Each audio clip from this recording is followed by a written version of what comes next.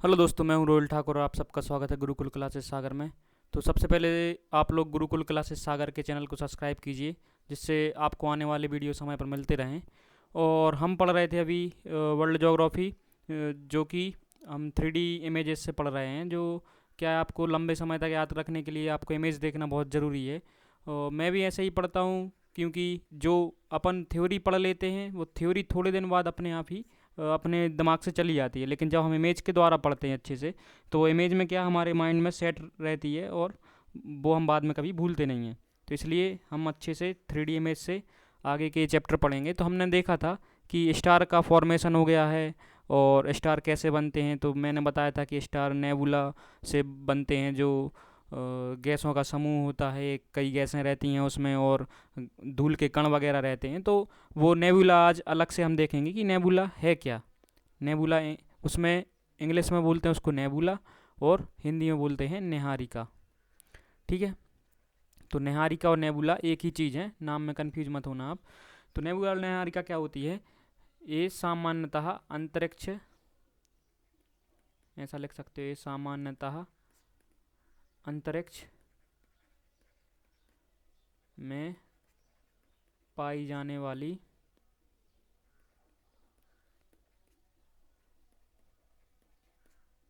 Gas एवं धूल,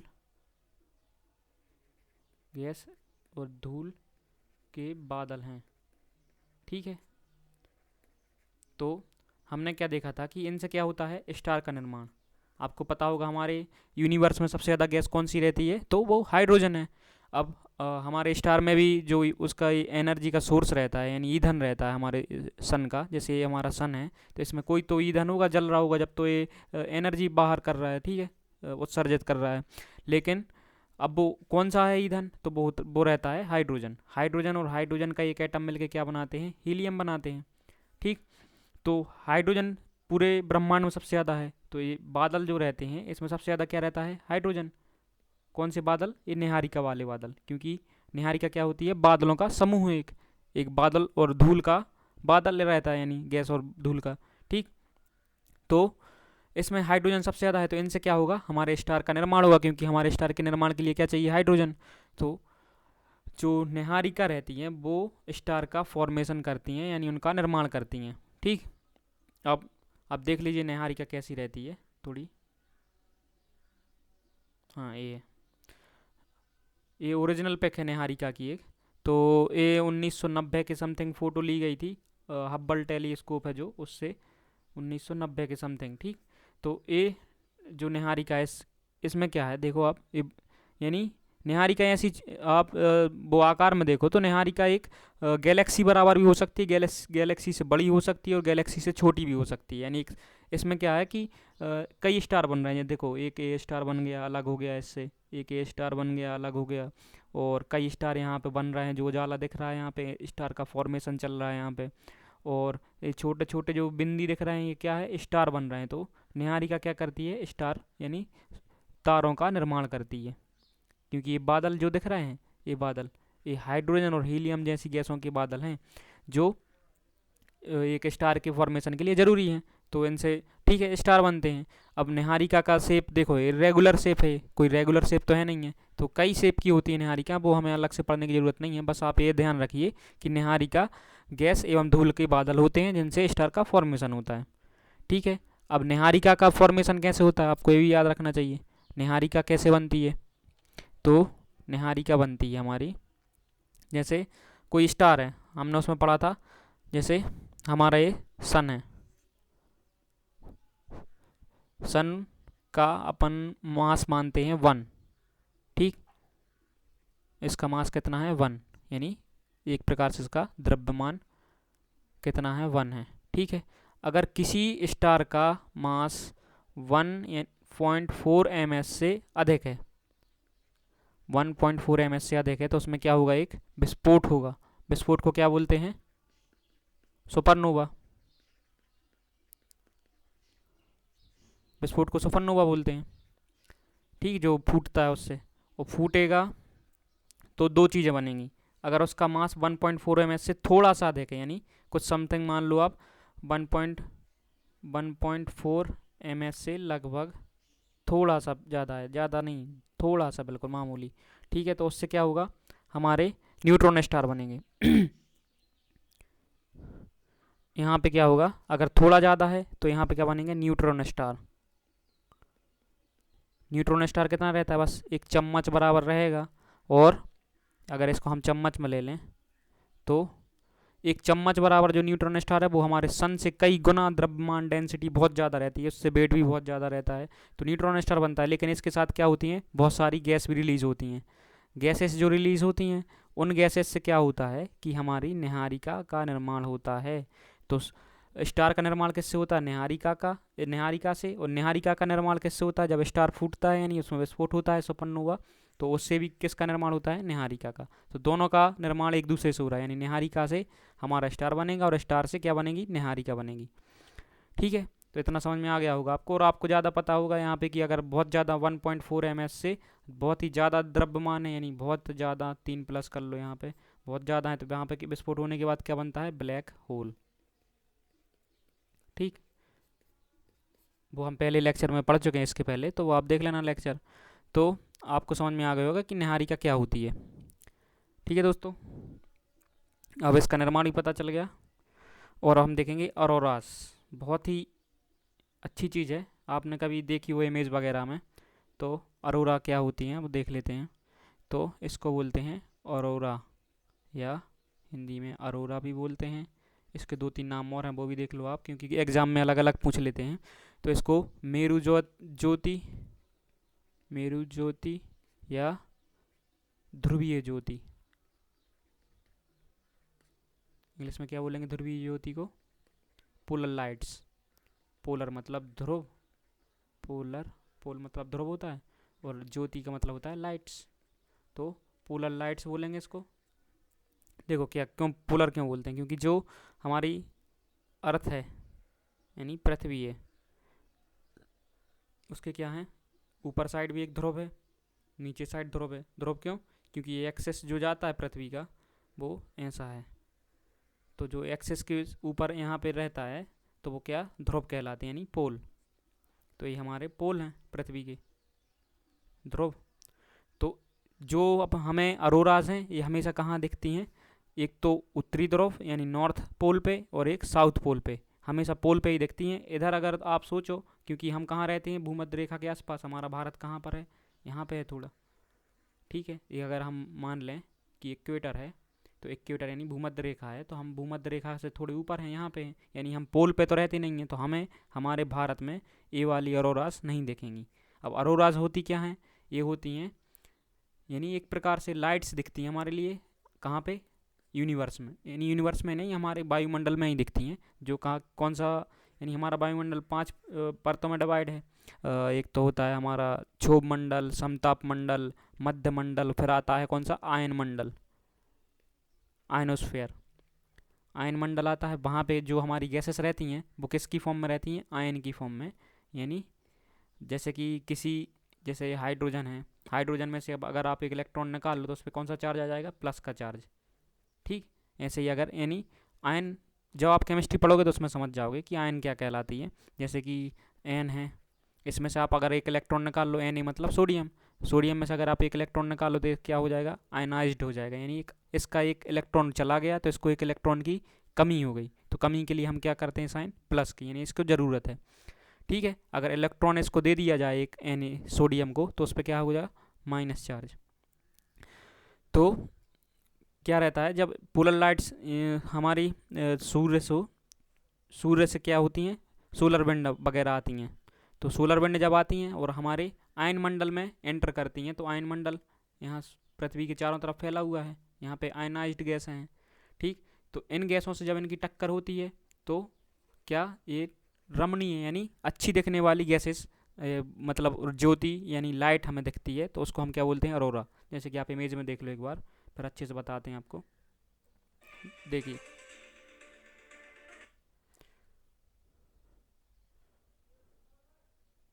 देखो ये क्या है, हमारा नॉर्थ पोल है।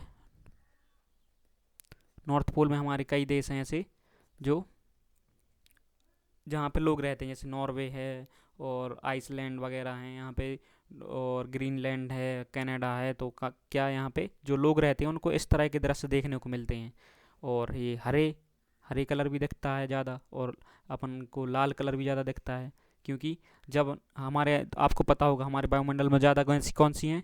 एक तो गैस हमारे पास है नाइट्रोजन, ठीक है, सबसे ज़्यादा गैस कौन सी, नाइट्रोजन, उसके बाद ऑक्सीजन। तो जब ये सोलर विंड से, यानी जो सूर्य से किरणें आती हैं, वो जब ऑक्सीजन से टकराती हैं तो वो कौन सी, लाल कलर की रोशनी छोड़ती हैं, ठीक है। और जब वो नाइट्रोजन से टकराती हैं तो वो कौन सी गैसेस, कौन से कलर निकालती हैं, हरा कलर निकालती हैं। तो जब हरा कलर निकले तो समझ जाओ आप नाइट्रोजन से मिलके वो सोलर विंड से, यानी सौर सौर से जो विंड आ रही हैं, मतलब कि रेज आ रही हैं सूर्य से, तो वो नाइट्रोजन के साथ मिलके क्या बनाती हैं, हरा कलर बनाती हैं, और जो ऑक्सीजन से मिलती हैं वो लाल कलर बनाती हैं, ठीक है। और ये हमेशा ध्रुवों पर देखने को मिलती हैं। देखो ये ध्रुव, यानी यहाँ पे जो बर्फ़ वगैरह दिख रहा है, ध्रुव पे हमेशा बर्फ़ जमा रहता है, यानी पोल पे। तो ध्रुव पे ही दिखेंगी ये, हमारे भारत या कहीं जो भूमध्य रेखा के आसपास देश हैं वहाँ पे नहीं दिखेंगी, ठीक है। और देखना होगा आप, तो हम तो और दिखा दे रहे हैं आपको, देखिए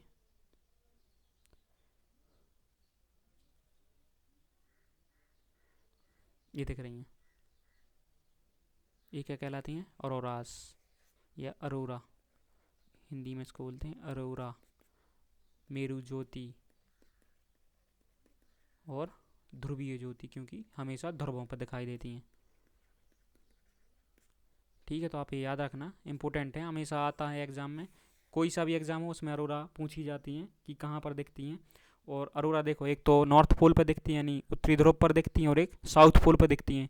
तो नॉर्थ पोल पर दिखती हैं तो उसको अलग नाम दिया जाता है, और साउथ पोल पर दिखती हैं तो उसको अलग नाम दिया जाता है।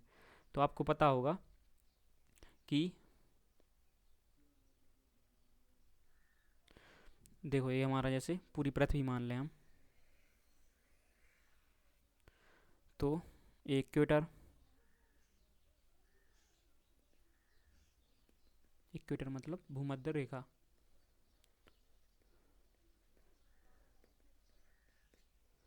तो ऊपर वाला, इसके ऊपर क्या रहेगा, नॉर्थ, और इसके नीचे रहेगा साउथ। तो जो हमें सिर्फ नॉर्थ पोल पे यहाँ पे दिखाई देती हैं तो उसको क्या नाम बोलते हैं, और जो साउथ पोल पे दिखती हैं तो उसको क्या, हमारा आपको पता होगा हमारा ऑस्ट्रेलिया देश कहाँ पे है, साउथ में है इधर, यानी हमारे भारत के नीचे साउथ में, ठीक है। तो अगर जो, एक ट्रिक बता रहे हैं, जो अगर यानी अरोरा साउथ में देखें तो उसको बोलते हैं अरोरा ऑस्ट्रेलिस, अरोरा ऑस्ट्रेलिस। देखियो, ऑस्ट्रेलिया से आप याद रख सकते हैं, ऑस्ट्रेलिस इसलिए है कि ऑस्ट्रेलिया कहाँ पे है, साउथ में, तो हम जो अरोरा नीचे होंगी दिखाई देंगी उसको क्या बोलेंगे, अरोरा ऑस्ट्रेलिस। ऑस्ट्रेलिस मतलब ऑस्ट्रेलिया के आसपास, ये ऐसा है नहीं है, लेकिन हम याद रख सकते हैं ऑस्ट्रेलिया से, क्योंकि आपको क्वेश्चन पूछा जाएगा जो भी एग्ज़ाम है, पटवारी वगैरह कुछ भी, या MPPSC प्री भी है, तो प्री में भी क्वेश्चन आ सकते हैं कि जो साउथ वाले अरोरा हैं उसका क्या नाम देते हैं, तो अरोरा ऑस्ट्रेलिस ऐसा नाम देते हैं उसको, ठीक है। और लेकिन जो नॉर्थ पोल पे है उसको क्या बोलते हैं हम, अरोरा बोरियोलिस, यानी अरोरा बोरियोलिस, ठीक। अरोरा बोरियोलिस जो नॉर्थ पोल पे हैं उनको बोलते हैं, और साउथ में अरोरा ऑस्ट्रेलिस, ठीक है। अब देखो किस तरीके से सोलर विंड्स हमारी पृथ्वी पे आती हैं, और भूमध्य रेखा के आसपास ये अरोरा क्यों नहीं बनती, ये कारण जान लेते हैं हम, थोड़ा जानने लायक है, वैसे एग्ज़ाम में नहीं आएगा, तो आप देख लो। देखो जैसे कि ये हमारा सन है, सन से क्या सोलर विंड्स उठती हैं, और यहाँ पे आवेशित कण सोलर विंड्स के साथ निकल जाते हैं, और जैसे कि ये हमारी पृथ्वी है, तो आपको पृथ्वी में पता होगा कि हमारी जो कोर है, कोर की आउटर कोर है वो लिक्विड है, लिक्विड फॉर्म में। तो कोर से क्या होती है, कोर घूम रही है, कोर लिक्विड फॉर्म में है तो समझ लो आप घूम रही है चारों तरफ, तो उससे क्या होती है, हमारी इलेक्ट्रोमैग्नेटिक फील्ड बन जाती है पृथ्वी के चारों तरफ। और वो कौन सी बनती है, नॉर्थ टू साउथ। जब आप देखते होंगे कोई चुंबक तो उसमें हमेशा N और S लिखा रहता है, इधर ऊपर N लिखा रहेगा और नीचे S लिखा रहेगा। अगर आप उसको सामान्य तरीके से लटकाओगे तो वो नॉर्थ और साउथ में घूम जाती है। तो इससे समझ जा सकते हो कि आप जो हमारी यानी इलेक्ट्रोमैग्नेटिक फील्ड है वो साउथ टू नॉर्थ है, ऐसी फील्ड है हमारी एक इलेक्ट्रोमैग्नेटिक, जो हमें हमारी पृथ्वी को इसलिए बचाती है। अगर ये फील्ड नहीं होती हमारी तो हमारे पृथ्वी पे भी जीवन नहीं होता, क्योंकि जो सोलर विंड्स में आवेशित कण आते हैं वो हमारी पूरी पृथ्वी को नष्ट कर देते, पूरा जो पानी वगैरह है वो पूरा वाष्पीकृत हो जाता। तो क्या यहाँ से जो सोलर विंड्स आएंगी, सोलर विंड्स कहाँ से, यहाँ से आएंगी, तो वो जो इलेक्ट्रोमैग्नेटिक फील्ड है पृथ्वी की, यानी जो हमारी पृथ्वी है अर्थ, ठीक, तो ये अर्थ की जो इलेक्ट्रोमैग्नेटिक फील्ड है वो इन रेस को अंदर आने से रोक देती है। लेकिन जो जो यानी सोलर विंड्स हैं वो इसके सहारे जाती हैं, ऐसी ऐसी जाके वो सिर्फ नॉर्थ पोल पे घूम जाती हैं। नॉर्थ पोल से जो बाहर पृथ्वी का वायुमंडल है उसमें एंटर कर जाती हैं, लेकिन कहाँ तक, सिर्फ यहाँ तक कर पाती हैं, नीचे तक नहीं आ पाती। ठीक है, तो यहाँ पे कर जाएंगी। तो यहाँ पे कौन सा है, आयन मंडल फैला हुआ है, तो आयन मंडल में जो भी हमारे आयन हैं तो उनसे मिल के क्या करती है, एक लाइट पैदा करती है, और वो कौन सी लाइट रहती है, ऑरोरा। ठीक है, तो यहाँ पे हमारी जो इलेक्ट्रोमैग्नेटिक फील्ड है वो पृथ्वी के आसपास एंटर नहीं करने देती, लेकिन यहाँ पे जाके इलेक्ट्रोमैग्नेटिक फील्ड थोड़ी कमज़ोर पड़ जाती है, इसलिए एंटर कर जाती है हमारे आयन मंडल में या आयनोस्फीयर में। ठीक है, इसलिए हमें हमेशा पोल पे ही हमें अरोरास दिखती हैं, कहीं और अरोरा दिखती नहीं है। ठीक है, आपको अरोरा समझ में आ गया होगा। तो इसकी डेफिनेशन अगर आप लिखना चाहें तो डेफिनेशन है कि अरोरा वह दीप्तिमय, दीप्ति मतलब लाइट, लाइट से जो लाइट पैदा करती हो, तो अरोरा वह दीप्तिमय एवं रमणीय छटा है। रमणीय मतलब जो दिल को भा जाए, तो रमणीय छटा है जो ध्रुवों पर वायुमंडल में, ध्रुवों पर यानी पोल पर, तो ध्रुवों में वायुमंडल पर सौर्य क्रियाशीलता के कारण दिखाई देती है, उसको क्या बोलते हैं हम, अरोरा। ठीक, उत्तरी ध्रुव पर बनने वाले अरोरा को बोरियोलिस कहते हैं, तथा दक्षिणी ध्रुव पर बनने वाले अरोरा को ऑस्ट्रेलिस कहते हैं। ये लिख लेना आप। और लिखना, जब सूर्य की सतह से आवेशित कण यानी चार्ज्ड पार्टिकल रहते हैं, जो आवेशित रहते हैं, वो सोलर विंड के साथ कहाँ पे आ जाते हैं, हमारी पृथ्वी पर या हमारे वायुमंडल में आ जाते हैं, तो वो एक रमणीय ज्योति का निर्माण करते हैं, उसे हम अरोरा कहते हैं। और जब ये अरोरा नाइट्रोजन गैस के साथ मिलते हैं, मतलब जब ये सोलर विंड नाइट्रोजन गैस के साथ मिलते हैं तो हरा प्रकाश निकालते हैं, तथा जब ये ऑक्सीजन के साथ मिलते हैं तो लाल प्रकाश निकालते हैं, अरोरा कहलाते हैं। ठीक, इतना लिख लेना आप, आपको 3 नंबर आराम से मेंस में मिल जाएंगे। उसके बाद है हमें पढ़ना है उल्का। उल्का, उल्का पिंड और उल्का सावर।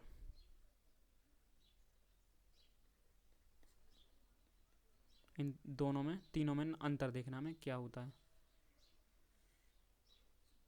देखिए, सबसे पहले हम पढ़ेंगे उल्का।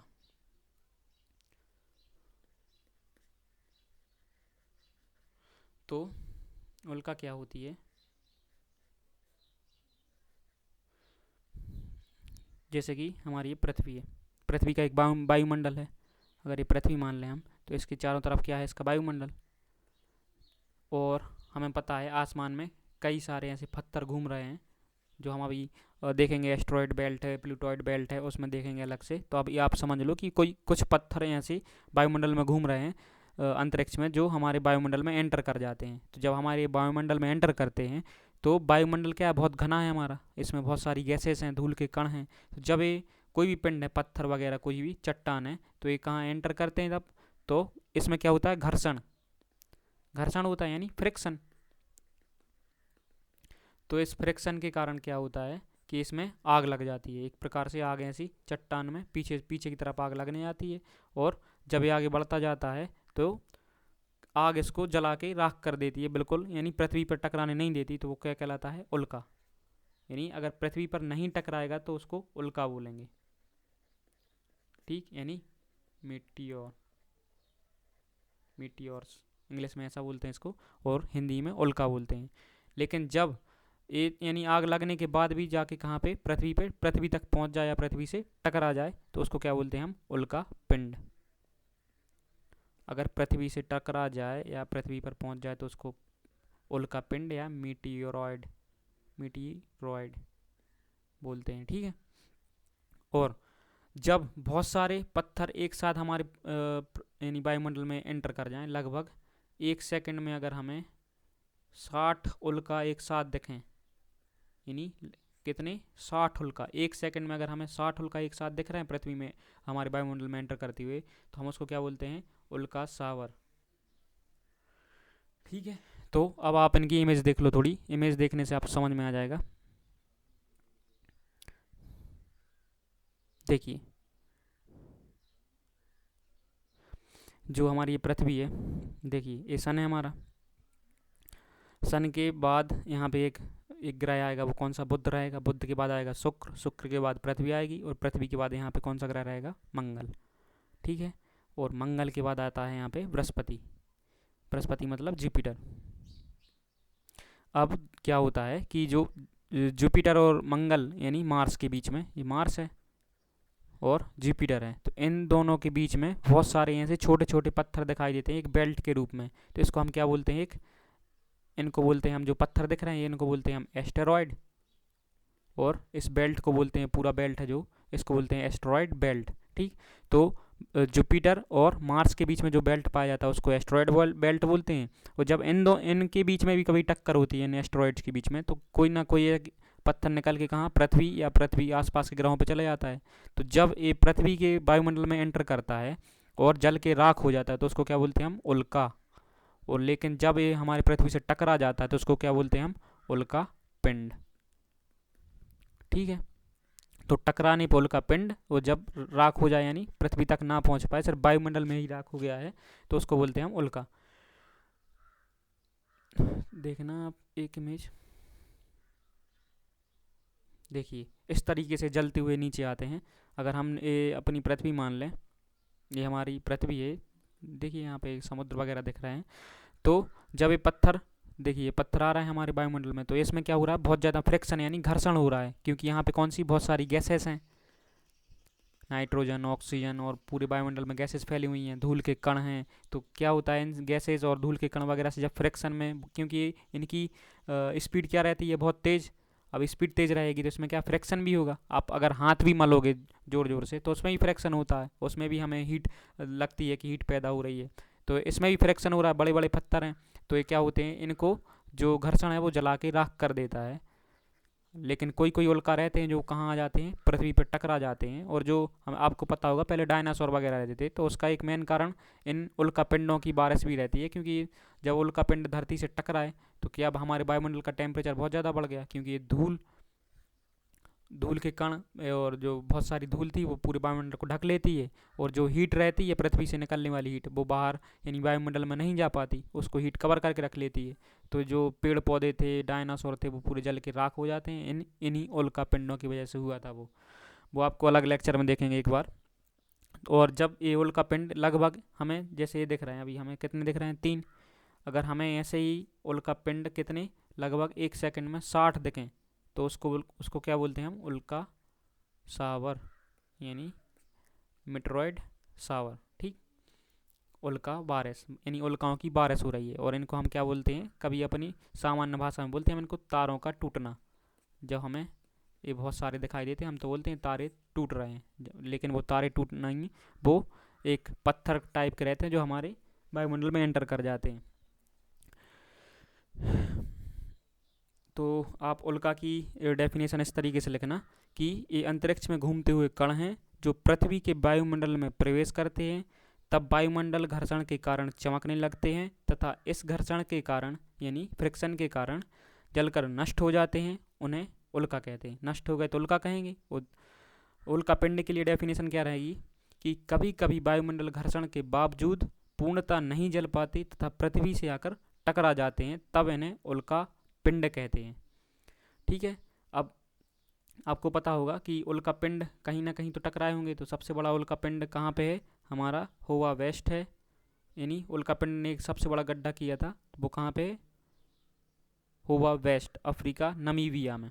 तो अफ्रीका महाद्वीप है, उसमें नमीबिया एक है, तो उसमें देख लेना आप कि नमीबिया में एक होवा वेस्ट नाम का उल्का पिंड है, जो अभी तक पृथ्वी से टकराने वाला सबसे बड़ा उल्का पिंड है। ठीक है, और हमारे भारत में भी एक उल्का पिंड टकराया था, जिसने उल्का क्रेटर, यानी जब उल्का पिंड टकराए उसके बाद एक झील का निर्माण हो जाए तो उसको क्या बोलते हैं हम? उल्का क्रेटर। जैसे कि देखना आप, ये हमारा प्यारा भारत, और देखेंगे हम कि वो कहाँ पे है। पहली चीज़ तो वो है महाराष्ट्र में। महाराष्ट्र में कहाँ, एक है जिला बुल्ढाना, बुल्ढाना में है हमारी एक झील, कौन सी है, लोनार झील। ये आप याद रखना, एग्जाम में पूछी जाती है कि ये झील कौन सी है, तो इसको हम बोलते हैं क्रेटर झील। क्योंकि जो उल्का पिंड आया होगा वो टकराया, तो वहाँ पे क्या है, एक बहुत बड़ा गड्ढा टाइप का हो गया, गड्ढा हुआ, तो उस गड्ढे में बारिश का पानी भर गया, नदी वगैरह का पानी, तो वो नदी वगैरह के पानी से एक झील का निर्माण हुआ जो लोनार झील कहलाती है। तो ये महाराष्ट्र की लोनार झील है, देख लो आप, ये साइड में जो दिख रहा है ये वाला पोर्शन, ये क्या है, लोनार शहर है एक प्रकार से, और उसके पास में है ये लोनार झील। इसका डायमीटर लगभग, अगर हम यहाँ से यहाँ तक का देखें तो ये डायमीटर इसका 1.5 किलोमीटर है, और इसकी गहराई कितनी है, डेप्थ मतलब इसकी डेप्थ है 100 मीटर, और डायामीटर यानी इसकी इधर से इधर तक की चौड़ाई कितनी है, 1.5 किलोमीटर की चौड़ाई है, और ये इसमें पानी भरा हुआ है, तो एक झील है। यहीं पे हमारा जो उल्का पिंड वो टकराया होगा, तो यहाँ की जो जगह खाली हो गई, क्योंकि एक गड्ढा टाइप का हो गया, बहुत तेज़ी से टकराते हैं वो।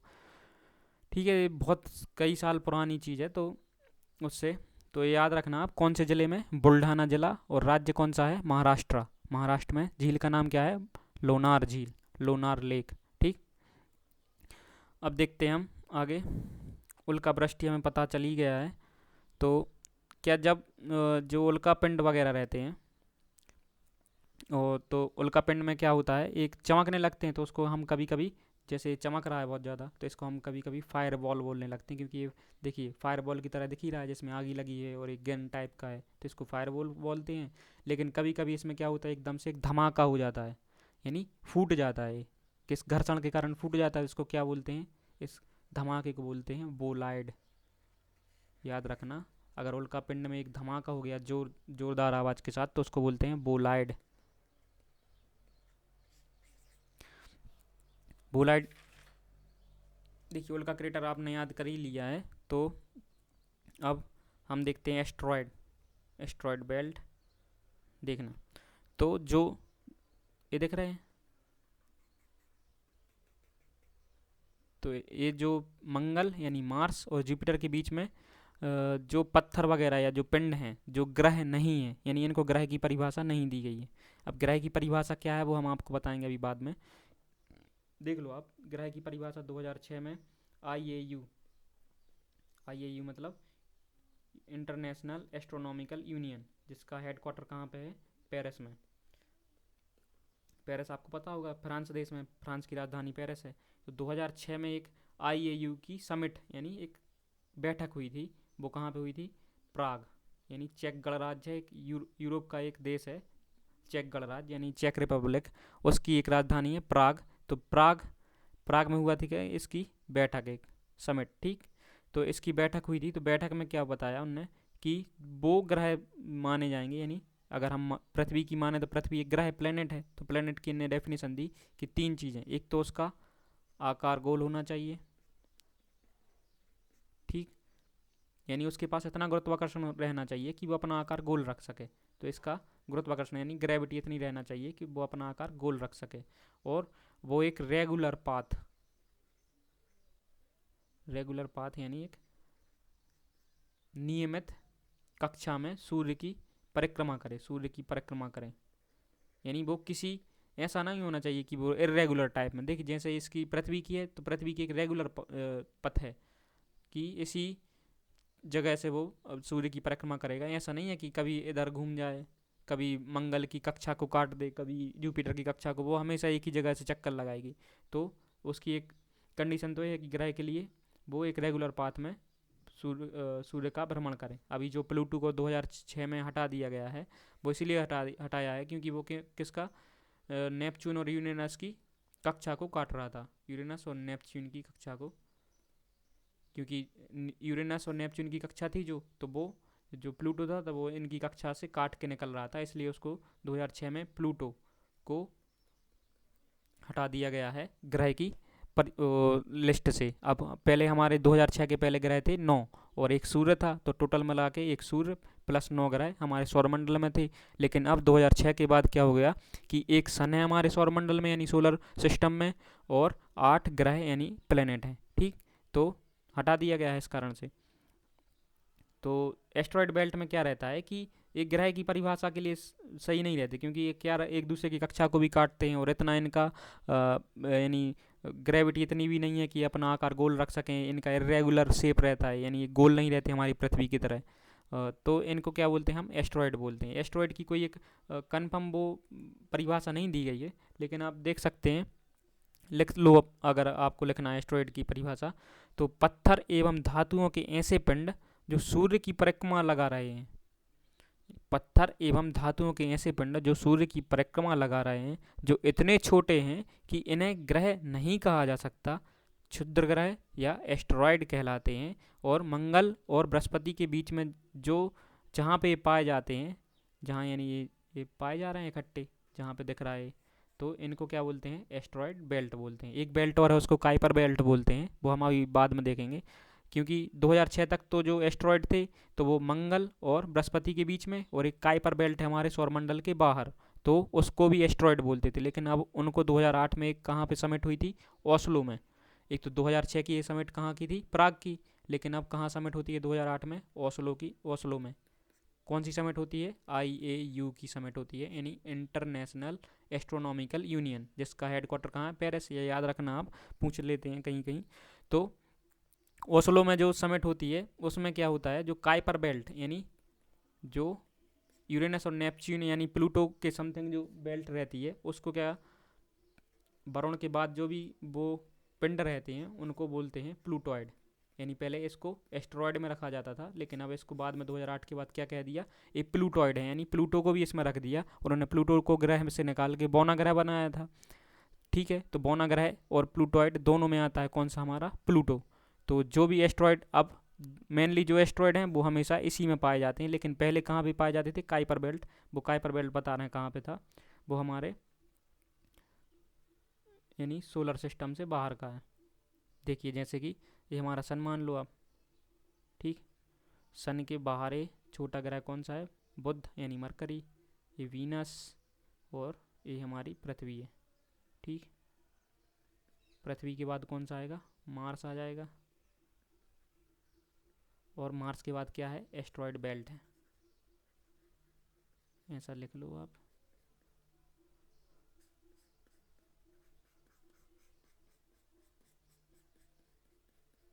तो ये कौन सी बेल्ट हो गई, एस्ट्रॉयड बेल्ट, और ये इसकी मार्स की कक्षा है, ये पृथ्वी की कक्षा है, ये कक्षा बना लेना आप। और इसके बाद कौन सा आता है ग्रह, बृहस्पति यानी जुपिटर।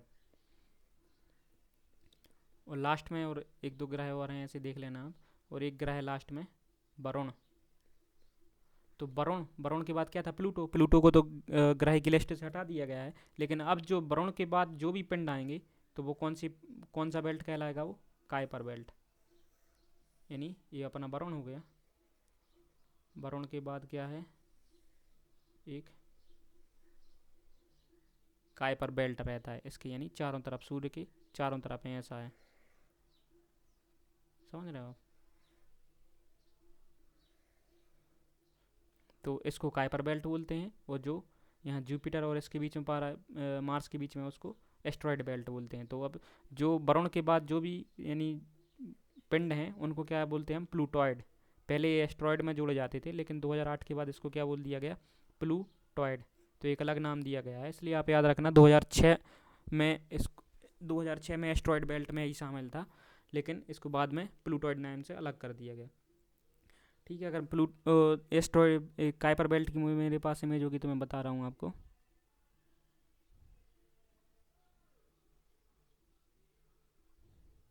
हाँ, देखिए, ये हमारा सन है। सन के बाद ये ग्रह हैं छोटे छोटे, हमारा शनि ग्रह है, क्योंकि शनि ग्रह के पास में क्या, रिंग पाए जाते हैं।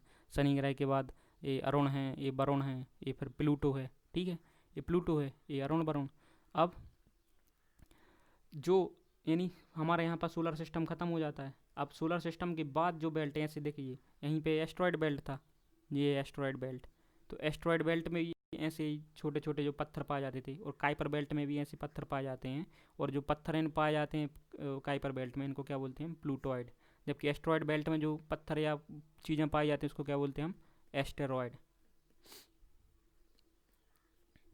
एस्ट्रॉयड और प्लूटॉइड में अंतर आप समझ गए होंगे।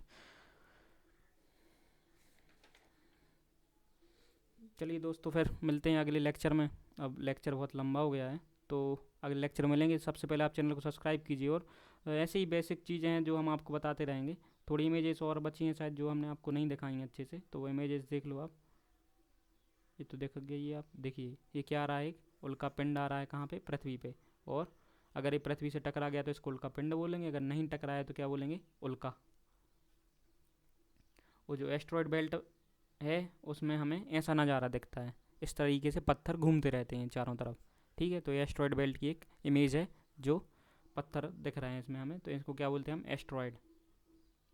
और ये क्या है, काइपर बेल्ट, यानी हमें प्लूटो के बाद जो दिख रहा है, तो एक देखिए यहाँ पे लिखा भी है काइपर बेल्ट। तो हमारे सौरमंडल के बाहर जो बेल्ट यानी पत्थर पाए जाते हैं उसको हम क्या बोलते हैं, काइपर बेल्ट। और ये अरोराज हैं जो अपनी ज्योति बिखेर रहे हैं। ठीक है, तो इतना ही है दोस्तों। तो मिलते हैं अगले लेक्चर में। सबसे पहले आप चैनल को सब्सक्राइब कीजिए और वीडियो को लाइक कीजिए।